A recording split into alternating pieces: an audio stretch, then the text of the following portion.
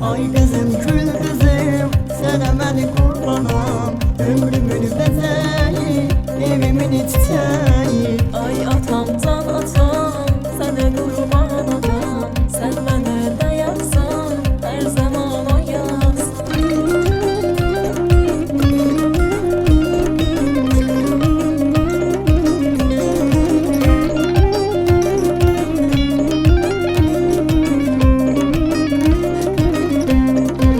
Sen benim tanrıdan, en şirin payımsan.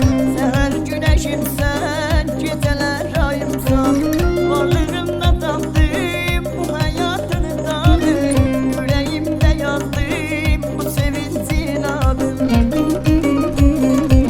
Ben senin kızınam, sen bana padişah. Nurini başımdan kesmesin bir Allah. Ben senin kızınam, sen bana padişah. Nurini başımdan kesmesin bir Allah. Ay kızım kül kızım, sana beni kurbanım. Ömrümün bezeyi, evimin çiçeği. Ay atamdan atam, sana kurban adam. Sen bana dayaksan, her zaman o yaksın.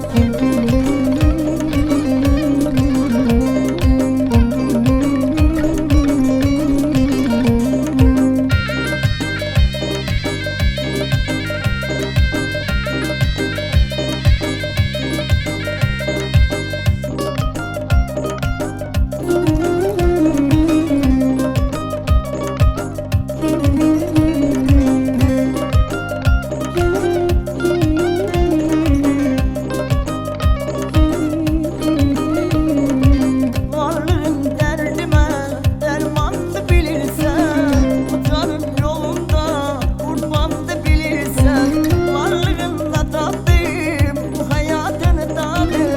Yüreğimde yazdım bu sevincin adını. Şerefin tatısan, gayretin çanısan. Evimizin her zaman ata sultanısan. Şerefin tatısan, gayretin çanısan. Evimizin her zaman ata sultanısan.